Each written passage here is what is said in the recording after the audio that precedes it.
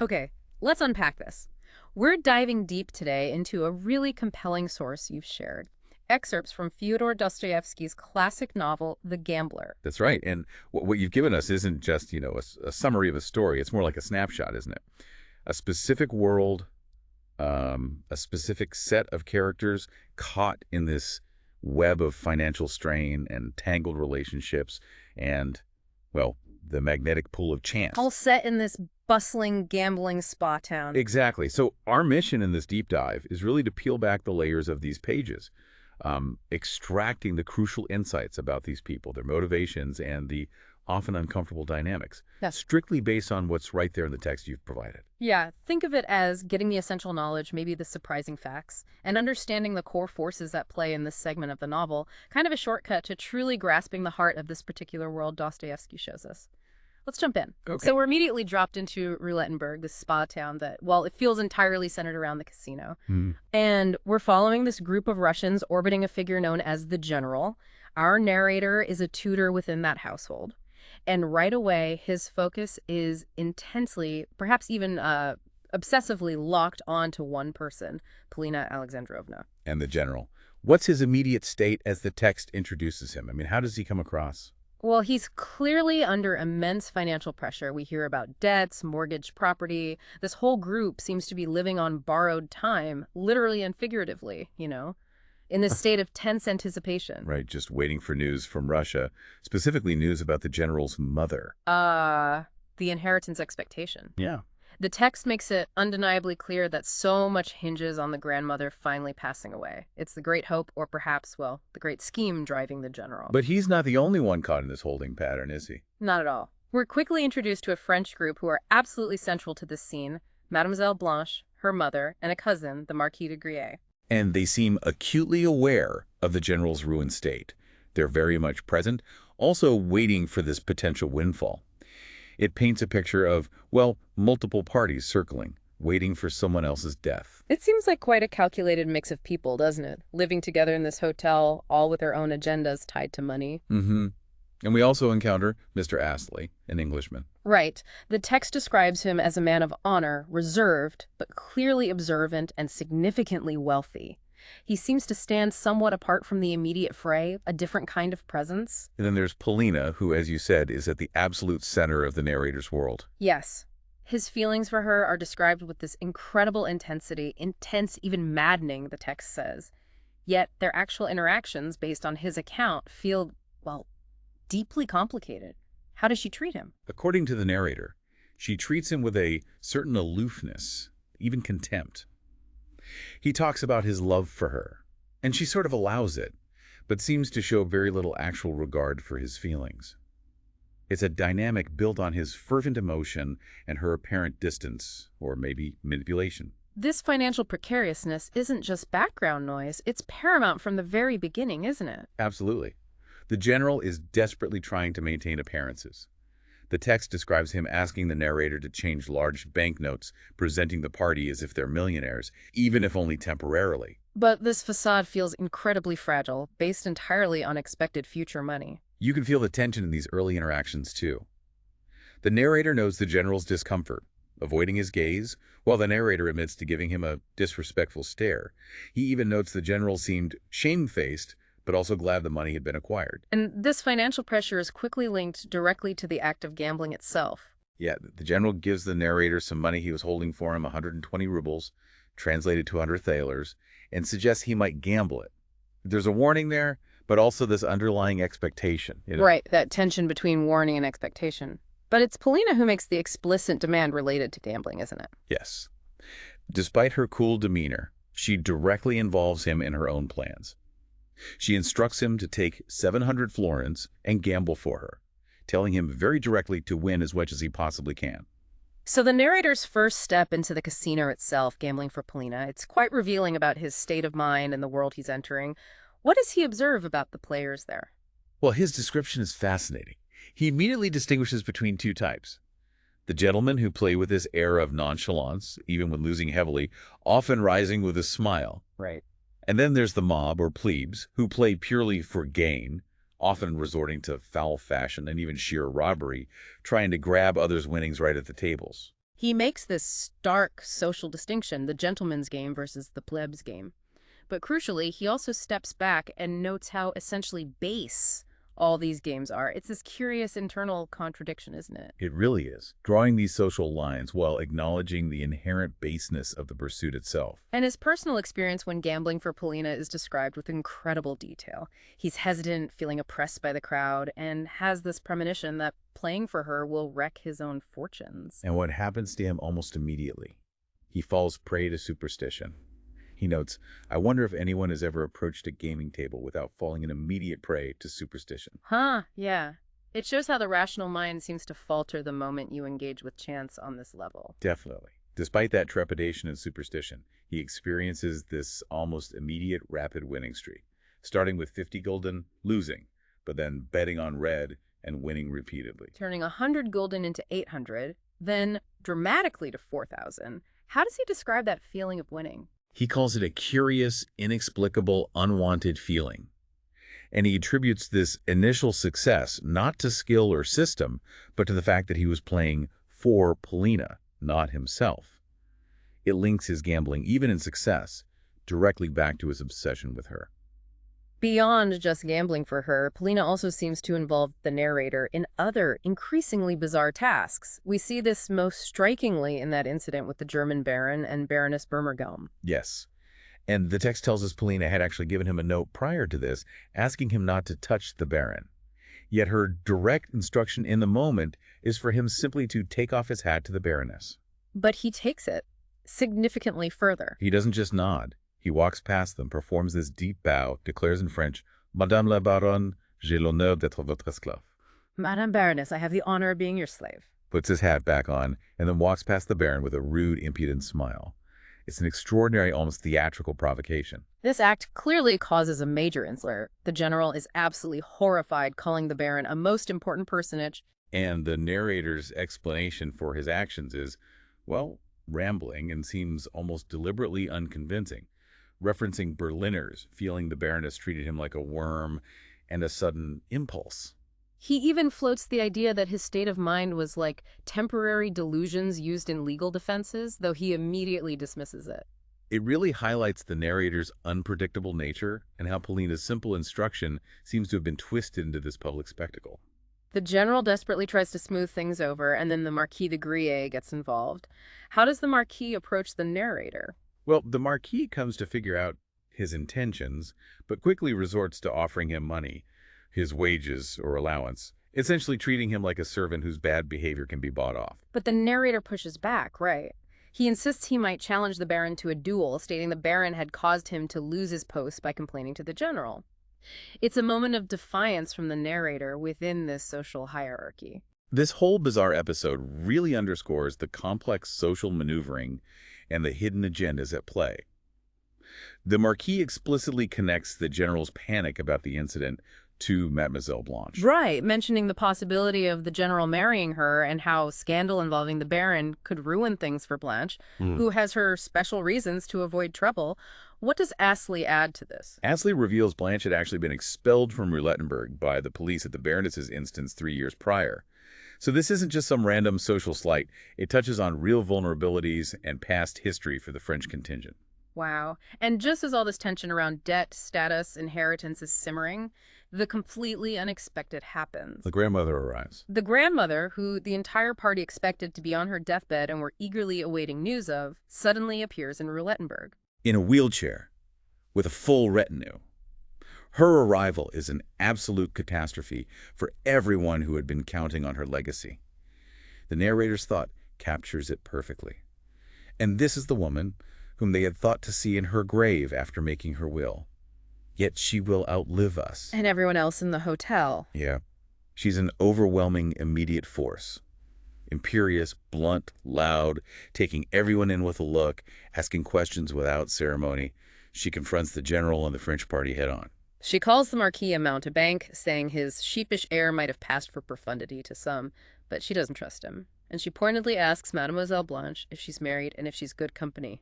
Ouch. Crucially, she reveals she knows exactly what's been happening. She knows about the telegrams and inquiring about her health and the hopes for her legacy. And when she hands out some winnings to her servants, she pointedly tells the general, but you need not expect to receive any. The inheritance is off the table, at least from her perspective. She also takes this surprising interest in Polina, offering her a place to live in Moscow, away from the general, and specifically away from the French party. Explicitly mentioning the Frenchman and expressing concern for Polina, saying, that Frenchman will never bring you good of any sort. Suggests she perceives the manipulative dynamics around Polina more clearly than others, maybe even the narrator does. And despite her frailty, being in a wheelchair, the grandmother becomes immediately, almost terrifyingly, obsessed with the casino. Insists on being taken there right away, dismissing concerns about her maid accompanying her, saying the maid is only a human being like the rest of us. And she doesn't just play, she plays with immense, reckless stakes, instantly abandoning any pretense of calculation or system. The text describes her staking huge sums, 144 10-gulden pieces on zero, and losing it repeatedly. Then betting thousands of gulden on red, hitting the maximum stake allowed, 4,000 gulden over and over. Her behavior at the table is painted with incredibly vivid detail. We hear about her grinding her teeth in excitement, blaming anyone, even the narrator, it is all your fault. And falling into this strange, chilling calmness of despair after losing 12,000 gulden in one go. She's utterly consumed by the need to recoup her losses, even trying to change paper securities for cash right there. It's this rapid, destructive spree that unfolds right in front of us. Potapitch, her servant, later reports her total losses that day alone amounted to 90,000 rubles, on top of previous losses. 90,000. She loses all her cash and all her paper securities, 5% bonds and internal loan scrip. It's a complete financial wipeout driven by compulsion. The scene itself is chaotic, isn't it? With Poles trying to argue with her or even steal from her, and the casino staff giving her attention because of the scale of her bets and losses. But then quickly moving past her chair when she's lost everything. Yeah. So the grandmother's gambling disaster completely upends the situation for everyone. Her declaration that the general gets no money means the anticipated inheritance, the foundation of so many hopes and schemes, is simply gone. You see the immediate fallout. Mademoiselle Blanche and the Marquis react with palpable frustration. Blanche mutters diantre and laughs bitterly that the grandmother will live 100 years. Showing just how much her calculation depended on the old woman's death. The text even has the grandmother herself saying, "So you have been counting upon my death, have you?" Direct confrontation. And the general is thrown into complete despair. He's distraught by Blanche's reaction in her impending departure now that the money isn't coming. He tearfully begs the narrator to try and convince Blanche to marry him, framing her reaction as ingratitude. His hopes, entirely pinned on the inheritance and Blanche, are just crushed. And yet, amidst all this chaos, the narrator has his own sudden, almost unbelievable turn of fortune at the roulette table. Right. After Polina leaves him, giving him a letter for Astley, then simply disappearing, he goes to the casino himself. And he feels this overwhelming, almost supernatural certainty that he will win. He feels this turn of luck was something fated, inevitable, and foreordained. He stakes incredibly aggressively and experiences another huge winning streak, ending up with an immense sum, 60,000 florins. He describes feeling this powerful sense of pleasure, of success, of conquest, of power. Which leads to this bizarre, charged sequence of events back in his room. The narrator finds Polina there, described as distressed and lightheaded. And in this moment of his incredible financial triumph, he offers her his enormous winnings, 25,000 florins, 50,000 francs, telling her to throw it in De Griers' face. Polina's reaction is incredibly complex and, based on the narrator's account, deeply confusing. She looks at him strangely, even with hatred, then laughs and weeps. She says he's giving too much for me, and that the beloved of De Griers is not worth that much. She seems delirious, oscillating wildly between what sounds like affection, "You are my dear one, you are the man I trust," and rejection, "I hate you, yes, I hate you." And she asks him to check if Astley's under the window. Strange detail. Very. The next morning, after having spent the night in his room in this distressed state, Polina leaves abruptly. The narrator then encounters Astley, who confirms Polina needs a doctor and strongly implies the narrator is responsible for her state. Astley also reviews he was waiting in the corridor. And the text notes that rumors about Polina spending the night in the narrator's room were spreading, so reputation is also immediately impacted. Then the narrator gets this surprising invitation from Mademoiselle Blanche and her mother to their suite. Blanche, having heard of his winnings described as a mountain of gold and silver, immediately pivots. She's calculating and seductive, demanding money, 50,000 francs, 50,000 francs yearly income, and telling him they're leaving for Paris immediately. She even casually mentions Astley will pay the general's debts back here, just brushes it off. And the narrator, despite everything he's just experienced with Polina, despite his professed love for her, agrees. He leaves for Paris with Mademoiselle Blanche and her mother, taking his immense winnings with him. The general is left behind, having gone out to buy flowers for Blanche only to find her gone. It's such a stark image of abandonment. The Paris section, though brief in these excerpts, is incredibly telling about the narrator's state and Blanche's true nature. He describes it as a delirium, a madness. And his huge winnings vanish with shocking speed. He gives Blanche 100,000 francs initially, half in Frankfurt, half in Paris, specifically for her establishment. Then he spends another 100,000 with her. The text reveals Blanche to be incredibly wasteful and grasping, quickly demanding more. She treats the narrator poorly, despising him, even while freely spending his money. Calling him bête, stupid, but a bon enfant, good child. She clearly sees him as a temporary means to an end, merely her uchitel, teacher, who happened to win money. We also see the general turn up in Paris, a pathetic, dependent figure. Blanche treats him badly too, but keeps him around, mentioning Astley paying his debts. The narrator notes the general doesn't seem to grasp the narrator's true footing with Blanche, still treating him as a subordinate, and even scolding them. And within just 3 weeks, the narrator's massive fortune of 100,000 francs is completely gone, spent by Blanche. She leaves him, giving him a small sum, 2,000 franc notes, again calling him stupid, but a bon enfant. She tells him he'll have to return to tutoring. And chillingly advises him he should go win more money at Hamburg. Just like that. The final excerpt jumps ahead dramatically, a year and 8 months later. The narrator is in a completely different, desolate state. Utterly ruined, living as a sort of valet, having even been in prison for debt. He describes his current condition as worse than a beggar's, a sordid state.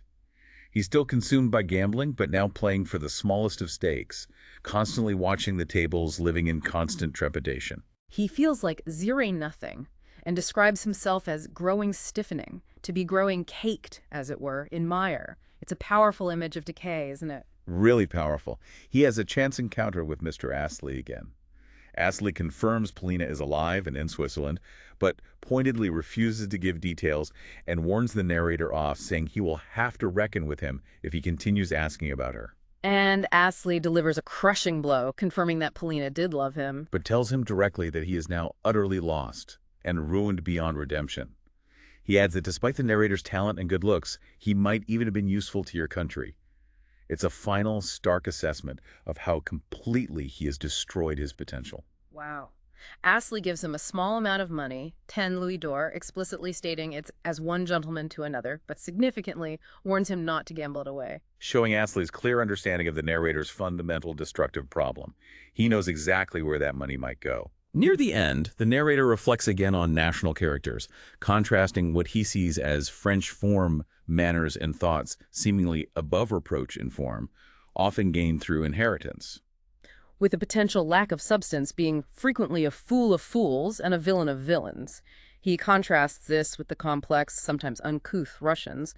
He speculates Polina might have been fooled by De Griers' imposing outward presentation, mistaking it for his real self. But ultimately, his focus always returns to himself and his gambling compulsion, despite his ruin, despite Astley telling him he's lost beyond redemption. The narrator still clings to this profoundly irrational belief that he can rise from the dead. He believes he needs only to control his nature for 1 hour at the tables, to change his fortunes entirely. This seems to be his core tragic delusion, doesn't it? The idea that control and winning are just one bet, one moment of willpower away, despite all the evidence to the contrary, and his consistent, repeated inability to manage himself around gambling. He acknowledges his nature is his weak point, but still seems trapped by this specific form of self-deception. It's heartbreaking, really. So this deep dive into these excerpts from The Gambler really reveals a world where identity, status, relationships are just inextricably linked to money and chance.